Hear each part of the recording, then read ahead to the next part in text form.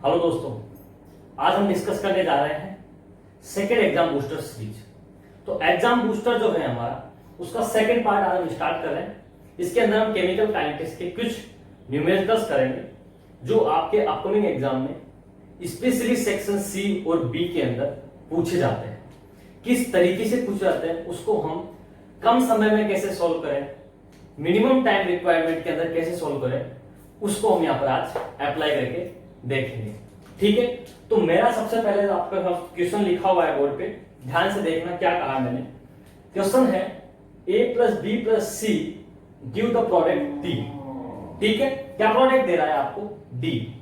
और आपको कुछ कंसंट्रेशन टर्म दी गई है, कुछ कंसंट्रेशन दी गई है A, B और C रिएक्टेंट की, और उनके रेस्पेक्ट में आपको रेट दी गई है, रेट गिवन है आपको। ठीक है, तो आपसे पूछा है कि इन तीनों के लिए जो ओवरऑल रेट है उसका ऑर्डर क्या रहेगा, 1 by 1। ए के लिए क्या ऑर्डर रहेगा, बी की रेस्पेक्ट में क्या ऑर्डर रहेगा और सी की रेस्पेक्ट में क्या ऑर्डर रहेगा। इस वेराइटी के क्वेश्चंस आपसे आजकल पूछने लग गया है।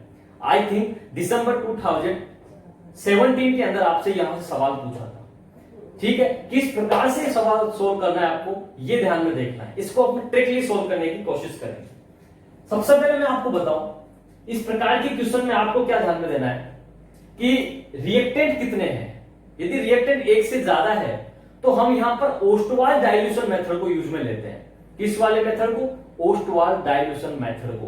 तो यहां समझना, आपको ये 4 कंसंट्रेशन और विद रेट का एक आपको टेबल दी गई है। तो इस टेबल को सबसे पहले आप यहां पर इक्वेशन बना दीजिए कि पहला वाला इक्वेशन फर्स्ट, सेकंड वाला इक्वेशन 2, थर्ड वाला इक्वेशन 3, फोर्थ वाला इक्वेशन 4। ठीक है, क्योंकि अपने काम आएगा। दूसरी चीज, आपका जो रिएक्टेंट है वो एक से ज्यादा है तो हमको डाइल्यूशन, ओस्टवाल डाइल्यूशन मेथड को काम में लेता है। और ओस्टवाल डाइल्यूशन मेथड क्या कहता है कि आप जिस कंसंट्रेशन की ऑर्डर फाइंड आउट कर रहे हैं तो उसका अपने को ध्यान में रखते हुए रेस्ट जितने भी है उनको आप क्या कर दो, साइलेंट कर दो। किस प्रकार से करना है उसको समझना, इस लाइन का मीनिंग क्या है। सबसे पहले मैं आपको बताऊं कि आपको पता है कि यहां जो रेट होगा, ओवरऑल रेट जो होगी आपकी, वो रेट क्या होगी? रेट जो होगी आपके इस इक्वेशन के हिसाब से हो जाएगा कि a की पावर x बना दूं मैं, b की पावर y और c की पावर z। ये आपका क्या हो गया? Overall rate. ठीक है, ये रेट हो गया, इसमें ये रेट कांस्टेंट है, ये आपकी रेट है, और ये पर्टिकुलर इनकी पावर है जो इनके ऑर्डर ऑफ द रिएक्शन को बताएगी। क्लियर है मेरी बात? इनका जब सम करूंगा तो ऑर्डर ऑफ द रिएक्शन मिल जाएगा मुझे। अब समझिएगा मेरी बात। अब हमको कैसे पता लगे कि इनका पर्टिकुलर 1 by 1 ऑर्डर क्या रहेगा, उसको फाइंड करने के लिए ओस्टवाल ने जो मेथड दिया उसमें क्या कहा, ओस्टवाल में किसने दिया था? ओस्टवाल में। और उसने कहा कि जो आपकी रेट है वो प्रोपोर्शनल होती है किसके? कंसंट्रेशन के की पावर, यहां पर लगा दो n, कंसंट्रेशन की पावर n। ये इन्होंने बताया।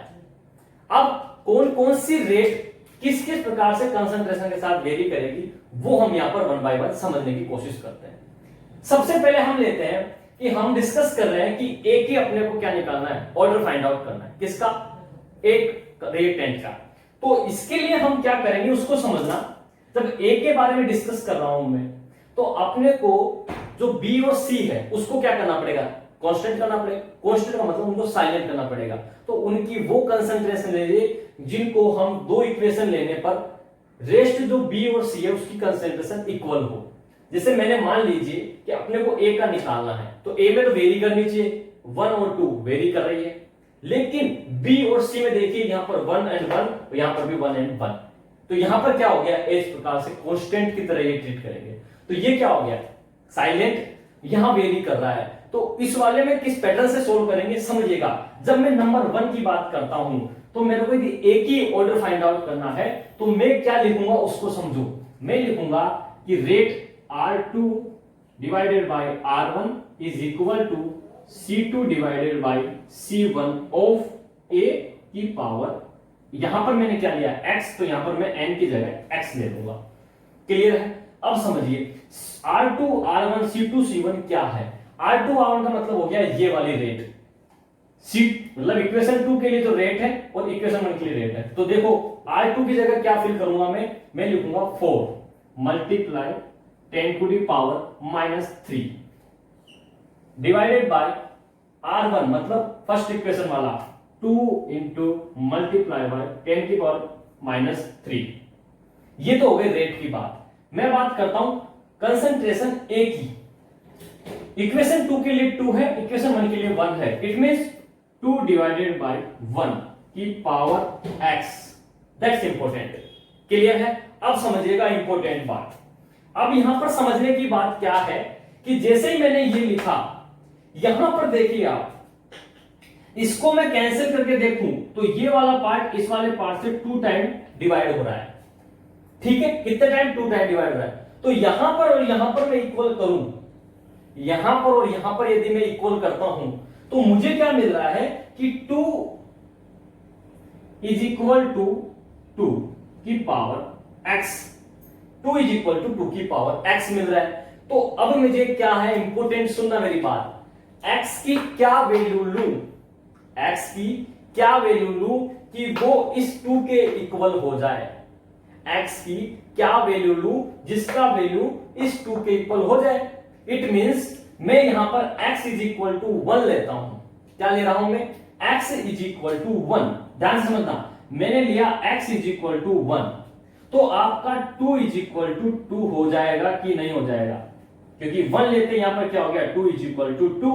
It means RHS is equal to LHS, मतलब LHS is equal to RHS। दोनों इक्वल हो गया।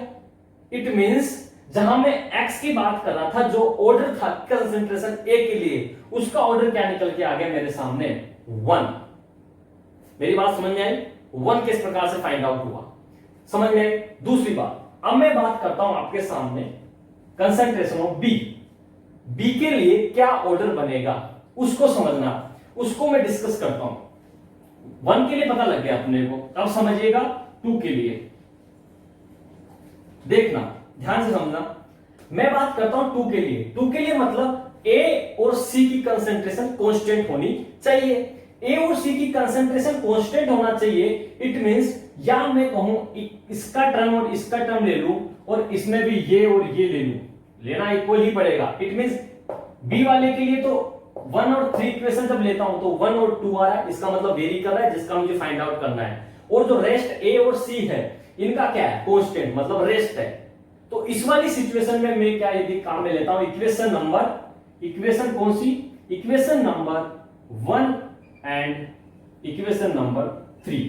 इक्वेशन 1 एंड 3 काम में लेके करता हूं तो मैं लिखूंगा R3 divided by R1 is equal to C3 divided by C1 of B की पावर y, क्योंकि y लिखेंगे, यहां पर y लिखा रखा है क्योंकि हमने डिनोटेड किया है B के लिए y।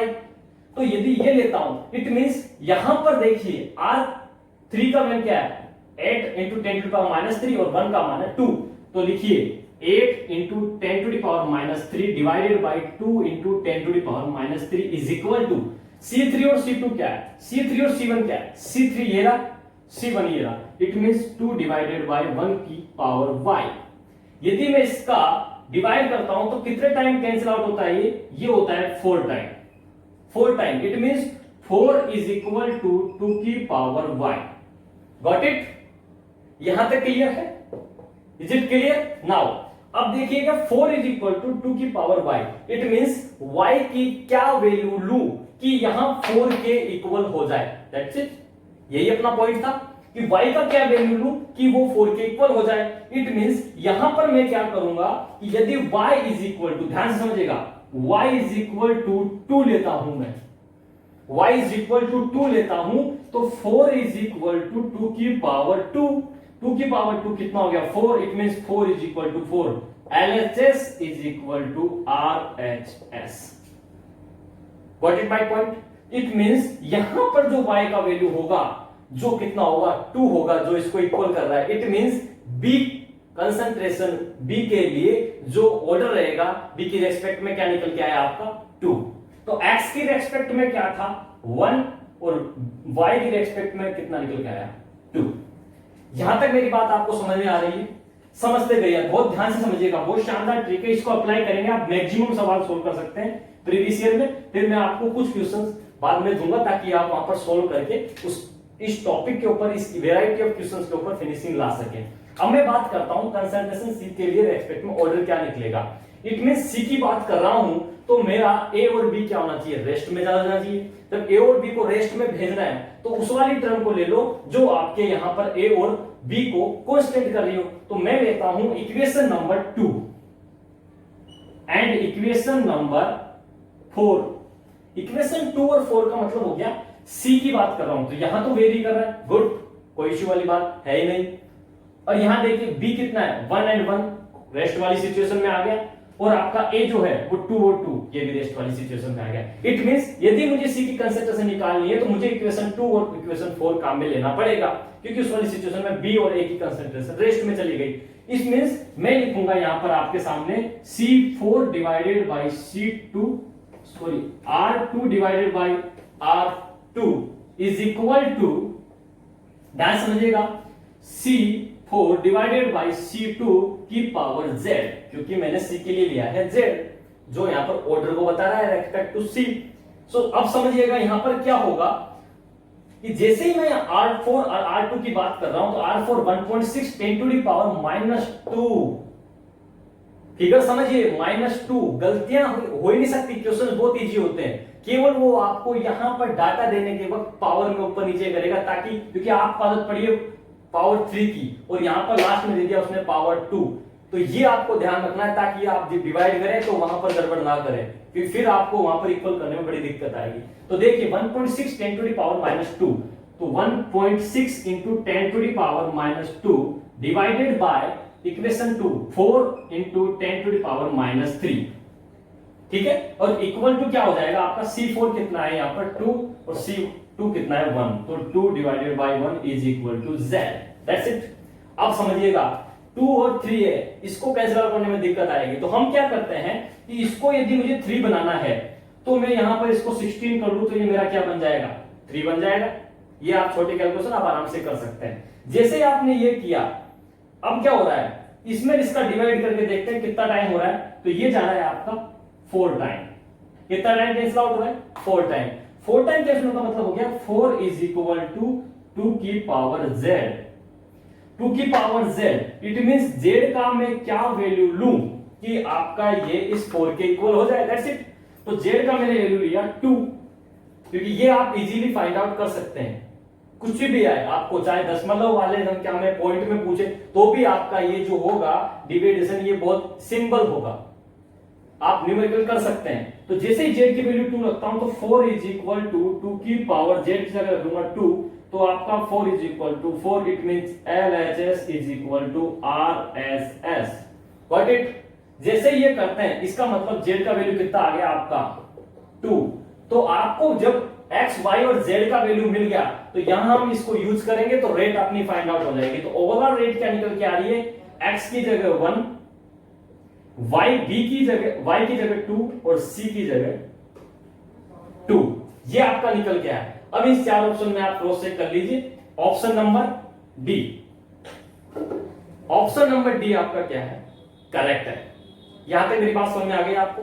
तो किस प्रकार से हमने इस क्वेश्चन को सोल्व किया, केवल एक कंसेप्ट था कि रेट को कंसंट्रेशन की प्रोपोर्शनलिटी में लेना था और आप इसको इजीली फाइंड आउट कर सकते थे।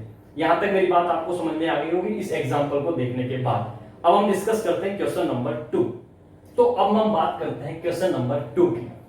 बहुत ही अच्छा सवाल है, क्योंकि आजकल जब क्वेश्चन जो है वो आपको ग्राफिकल फॉर्म में डाटा दे करके पूछने लग गया है, तो आपको ग्राफिकल फॉर्म के लिए इक्वेशंस का याद होना जरूरी है। किस प्रकार से फाइंड आउट करेंगे देखना, बहुत इजी सवाल है, इजीली हम इसको कर लेंगे। क्वेश्चन लिखा है in the base OH hydrolysis of transition metal complex Ml5 की power and the slope between log K by K dot and root of I is found to be -2.1. The charge on the complex is, आपको दिया +1 +2 +3 and +4। ये आपको find out करना। समझिएगा question में जो आपको स्लोप दिया है किस किस के बीच में ग्राफ प्लॉट कराया, दैट्स इंपॉर्टेंट। ग्राफ है आपका log K by K naught and root of I, ionic strength के साथ में ग्राफ प्लॉट किया गया है। तो ये हम बात कर रहे हैं किसमें, सॉल्ट इफेक्ट की। और सॉल्ट इफेक्ट में हम बात करते हैं प्राइमरी सॉल्ट इफेक्ट की। किसकी बात करते हैं हम यहां पर, प्राइमरी सॉल्ट इफेक्ट की, प्राइमरी सॉल्ट इफेक्ट। और प्राइमरी सॉल्ट इफेक्ट में क्या है कि जो इक्वेशन आती है वो आपकी आती है log k by k naught is equal to a zb root of i two a zb root i। Clear है? यहां तक? यहां पर जो a है इसकी वैल्यू 298 वाली केल्विन टेम्परेचर पर हम क्या लेते हैं, 0.509। तो अपना जो ओवरऑल इक्वेशन जो निकल के आता है log k by k naught is equal to 2 into 0.509 ZB root i।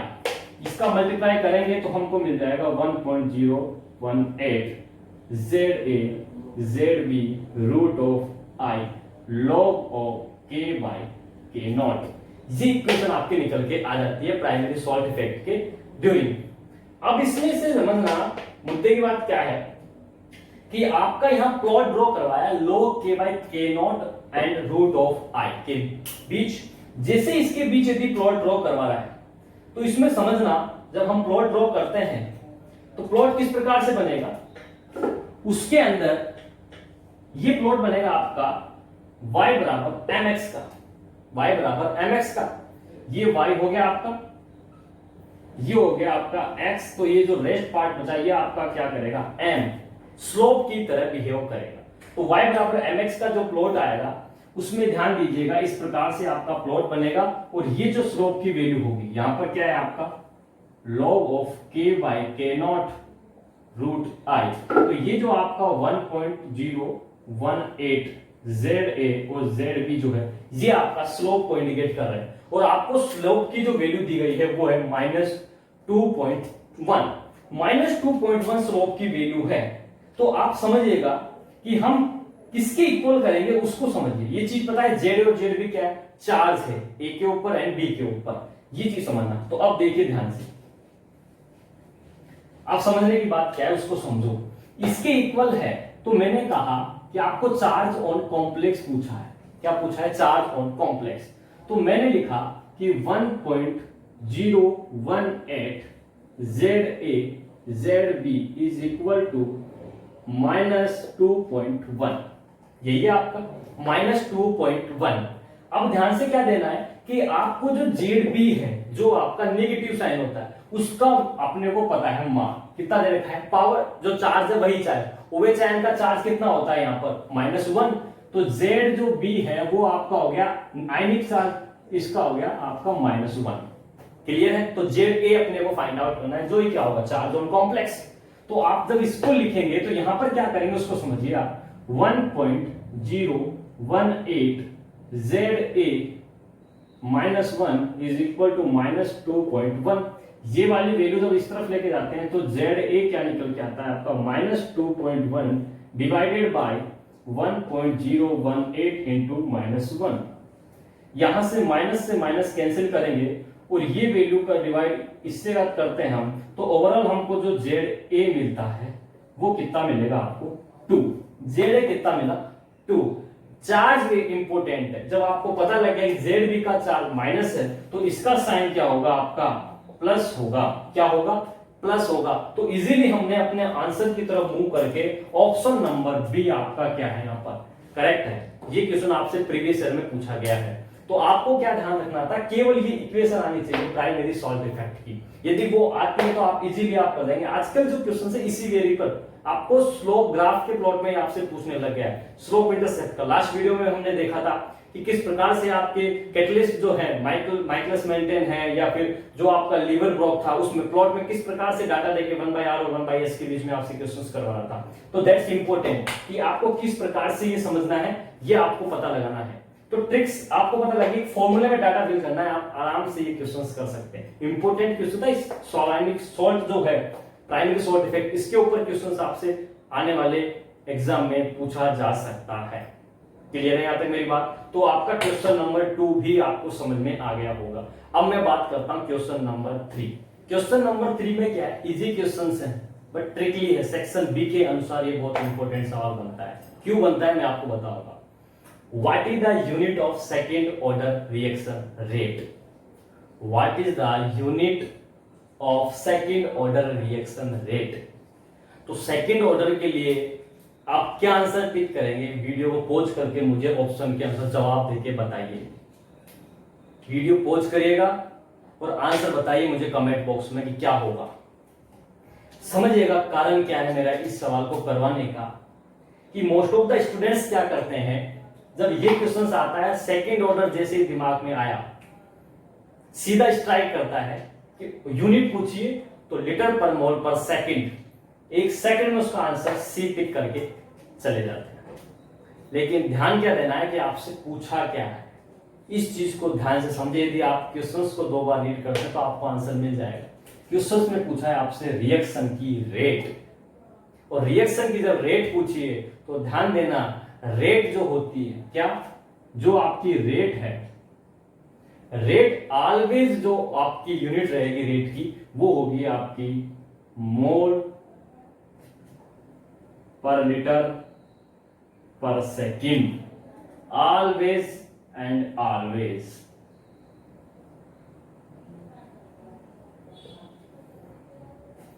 Note down करके रखना, रेट बोला है मैंने, ना कि रेट कांस्टेंट।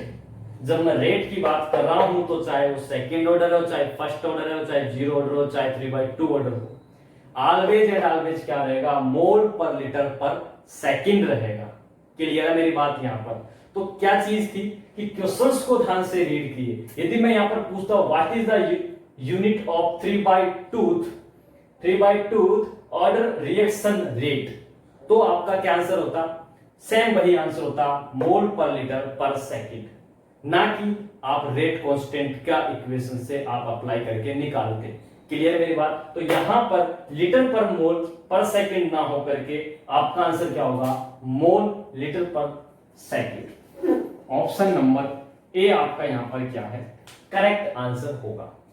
क्लियर है यहां मेरी बात? यहां तक मेरी बात क्लियर है आपको? ठीक है। अब मैं यहां पर आपसे क्वेश्चन नंबर 4 पूछता हूं। क्वेश्चन नंबर 4 को समझिए। क्वेश्चन नंबर 4 क्या है? क्वेश्चन नंबर 4 में मैंने क्या किया, यहां मैंने आपको वेरी कर दिया और आपको लिख दिया मैंने सेकंड ऑर्डर रेट कांस्टेंट। क्या लिखा? What is the unit of second order rate constant. तो what is the order of second order rate constant की बात कर रहा हूं, तो यहां पर अब आपका कंसेप्ट जो आप फॉर्मूले के अनुसार लगाते हैं उसको अप्लाई करना है। तो रेट कांस्टेंट के लिए आपका अब मोल पर लीटर पर सेकंड आंसर नहीं होगा, तो आंसर क्या होगा? तो एक फॉर्मूला बता देता हूं, हमेशा उसमें डाटा जो पूछा है एन की वैल्यू वो फिल कर दीजिए, आराम से आपका निकल जाएगा। फॉर्मूला क्या है कि जब मैं बात कर रहा हूं आपसे रेट कांस्टेंट की, तो रेट कांस्टेंट के लिए फॉर्मूला होगा आपका मोल per litre 1 - n second inverse. मोल per litre 1 - n second inverse. n यहां पर आपको जिस ऑर्डर का पूछा है उस ऑर्डर का फिल करना है। मैं यहां पर बात कर रहा हूं सेकंड ऑर्डर की, तो ध्यान से देखना, सेकंड ऑर्डर की बात कर रहा हूं तो क्या निकलेगा, mole per litre 1 - 2 second inverse. 1 - 2 it means mole per litre -1 second inverse. ध्यान से देखना, मोल पर में निकल गया और लीटर नॉर्मल हो गया, तो आपका जो निकल के आएगा वो क्या आएगा, आपको हो जाएगा मोल पर लीटर सेकंड इनवर्स। ठीक है, mole inverse litre second inverse, ये आपकी क्या हो जाएगी, सेकंड ऑर्डर के लिए रेट कांस्टेंट की क्या हो जाएगा, आपका यूनिट हो जाएगा। तो अब जो आपका आंसर होगा वो हो जाएगा litre per mole per second. Option number C is correct. किसके लिए, क्वेश्चन नंबर 4 के लिए। क्वेश्चन नंबर 4 के लिए आपका जो आंसर आएगा वो आएगा litre per mole per second. Option number C is correct है, क्योंकि मैंने यहाँ क्या पूछा है, रेट कांस्टेंट। तो ये दो वर्ड्स का ध्यान रखिए, आपसे रेट पूछा है या रेट कांस्टेंट पूछा है। यदि रेट पूछा है तो चाहे आप किसी भी ऑर्डर के लिए पूछे, ऑलवेज क्या होता है, मोल पर लीटर पर सेकेंड। लेकिन यदि रेट कांस्टेंट पूछा है तो इस फॉर्मूले में आप n की वैल्यू रखिए। यदि आपको 3/2 1/2 पूछे तो भी आपको यहाँ पर 1/2 रख के आप इजीली फाइंड आउट कर सकते हैं। क्लियर है यहाँ तक? क्वेश्चन नंबर 4 भी आपको समझ में आ गया होगा, इंपोर्टेंट था, बी सेक्शन में कई बार सवाल यहाँ से पूछते हैं, तो आपको पता होना चाहिए।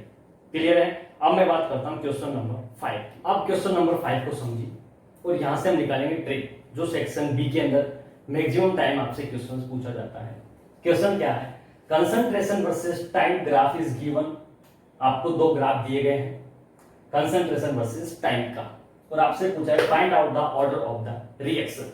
आपको ग्राफ को देख करके ऑर्डर फाइंड करना है कि कौन से ऑर्डर का ये ग्राफ है।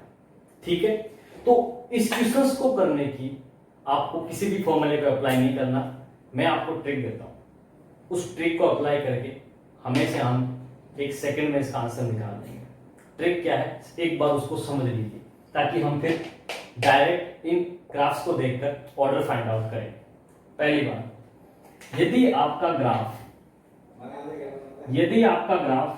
1/r, यहां पर r क्या है कि एक्चुअल में आपकी कंसंट्रेशन है, 1/r वर्सेस टाइम के बीच है, तो आपका ऑर्डर जो होगा वो होगा आपका सेकेंड ऑर्डर। यदि 1/r, r यहां कंसंट्रेशन वर्सेस टाइम का ग्राफ है तो ऑलवेज सेकेंड ऑर्डर। यदि आपका ग्राफ किसके बीच है, आप ln r वर्सेस टाइम, तो आपका हो जाएगा फर्स्ट ऑर्डर। क्या हो जाएगा आपका फर्स्ट ऑर्डर। और यदि आपका ग्राफ है r वर्सेस टाइम, तो जो आपका ऑर्डर रिएक्शन का ग्राफ होगा वो हो जाएगा आपका 0th ऑर्डर। किसका ऑर्डर हो जाएगा, 0th ऑर्डर। तो ये तीन चीज ध्यान रखना है, 1/r वर्सेस टाइम तो सेकंड ऑर्डर, ln r का ग्राफ होगा तो first order, r versus time का होगा तो 0 ऑर्डर। ये चीज ध्यान रखिए, कभी आपका ग्राफ गलत नहीं होगा, इसको पता होना चाहिए। अब देखिए मैक्सिमम टाइम के सवाल सही हो। क्वेश्चन में दिया है आपको r/t का ग्राफ, r/t का मतलब r वर्सेस t मतलब 0 ऑर्डर। तो पहला वाला ग्राफ किसको इंडिकेट कर रहा है, 0th ऑर्डर को। किसका, 0th ऑर्डर। सेकंड ग्राफ देखिए 1/r versus t, 1/r versus t मतलब आ गया सेकेंड ऑर्डर। तो ये आपका कौन सा ऑर्डर की बात कर रहा हूं मैं, सेकेंड ऑर्डर। तो ऑप्शन नंबर देखिए आप इसके रेस्पेक्टिवली कौन सा आ रहा है, 0 and 2। ऑप्शन नंबर 2 आपका क्या होगा, करेक्ट होगा। समझ में आ गई यहाँ पर ट्रिक क्या थी अपनी। एक सेकंड में अपन ने क्वेश्चन सोल्व कर लिया ग्राफ को देख के।